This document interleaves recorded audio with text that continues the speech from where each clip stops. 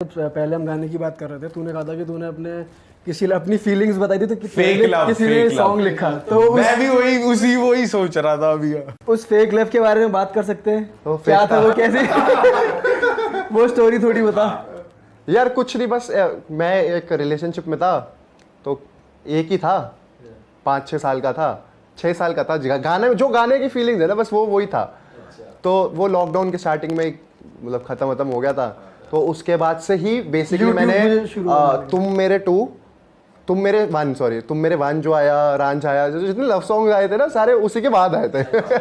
तो बस एक तरीके से वो एकदम से वो याद आ गई, भाई दिल टूटा है, कह रहा है नहीं, कह रहा फिर नहीं गा पाएगा। गाना चाहता है, दिल टूटवा गया। इससे मुझे ना स्वैगर शर्मा हमारे पॉडकास्ट पे आया था, तो उसने एक बात कही थी, वो एक्स की बहुत वीडियोस बनाई थी उसने, तो हमने उससे पूछा, तो कहता भाई एक्स सबकी होती है, हमने बस उसे मोनेटाइज कर लिया।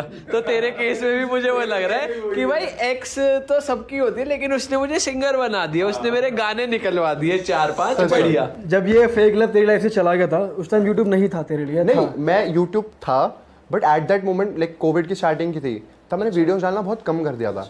मतलब मन नहीं कर रहा था यार, और उस टाइम इतना ग्रो भी नहीं हुआ था शायद, तेरा इनिशियल स्टेज था वो, आई गेस। भाई हाँ, वो 1 मिलियन या शायद 8 लाख सब्सक्राइबर पे था मैं तब मतलब वीडियोस बनाने का मन नहीं करना, ये मतलब बहुत ही अजीब था तब, फेस तो बहुत। उसके बाद बाउंस बैक हुआ, वो आई, अब जाके हुआ कुछ।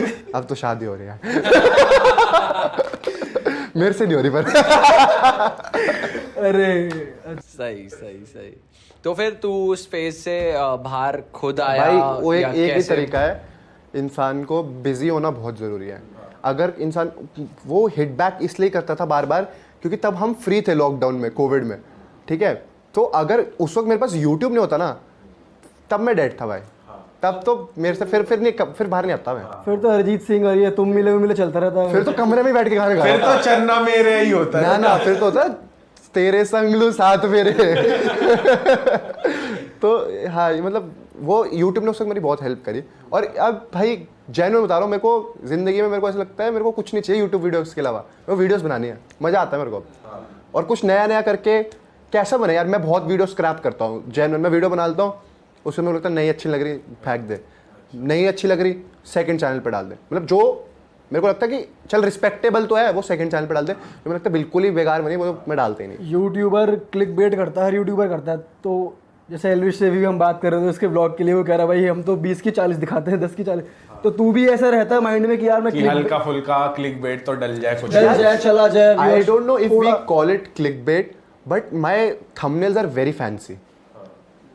मतलब अभी हमने एक थंबनेल ऐसे देखा, तेरे टाइटल्स भी इन इटसेल्फ क्लिकबेट ही हैं, ना चाहते हुए भी। अगर तू कुछ कैसे मतलब 24 घंटे जंगल में, ये अपने आप में किया कि मतलब कंटेंट ही है ना, वो अट्रैक्टिव है, कोई देखेगा। कंटेंट अट्रैक्टिव है, बट कंटेंट को इतना मिसयूज किया गया है कि पीपल डोंट बिलीव इट। तो अगर आपको बिलीव करवाना है तो you have to do it very realistic. अगर आज हमने चैलेंजेस करे तो हमने रियलिस्टिक करे, अब हम नेक्स्ट कोई 24 आवर चैलेंज करें तो रियलिस्टिक करेंगे भाई। करके दिखते मजा भी तो आ रहा है मेरे को। मैं कोई जॉब कोई कर रहा हूँ, मेरे लिए तो सब कुछ यूट्यूब है ना, तो मैं तो 24 घंटे में रहूंगा। वो मत कर रही है, बरीड वाला मत करिए।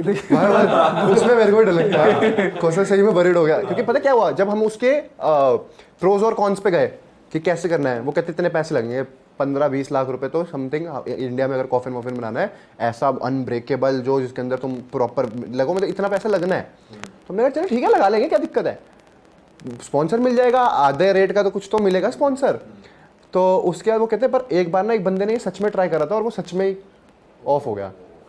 तो भाई फिर मेरी ना हालत नहीं बनी। भाई रिस्की तो है ही यार, बहुत रिस्क। इतने से डब्बे में रहना भाई, रिस्क तो तुम्हारे को उस जंगल में लेके जाऊंगा तो वहां पर भाई हम तो वहाँ हम तो ये डर होगा कि सांप वाप ना निकल जाए, हम तो ऐसी तो यही पार्कों में डर सांप जाते हैं। तो क्या ही है, सांप तो वहाँ पर। अच्छा, वहाँ जंगल में हुआ था, कुछ दिखा था तुम्हें लाइव? मतलब भाई वहाँ पर पता नहीं क्या फ्रेश पूप थी या पता नहीं क्या था, जिसको हमने स्कैन करा ना, तो बता रहे थे कोई जानवर। हड्डियां भी, फिर एक ना फ्रेश पूप दिखी हमारे को। तो हमने जैसे स्कैन करा, किसके भाई जंगली सुअर थे वहाँ पर पूरा तेरी। तो हम तो बहुत बच के चले। तुमने किसी को अपनी लाइव लोकेशन शेयर कर रखी हो कि भाई ये ले? भाई वहाँ जाके स्टार्टिंग में तो इंटरनेट आ रहा था, सब आ रहा था, फिर जब हम अंदर डीप चले गए ना, फिर वहाँ पर कनेक्शंस भी वीक हो गए थे। तुम तो तगड़ी चीज कर रहे हो।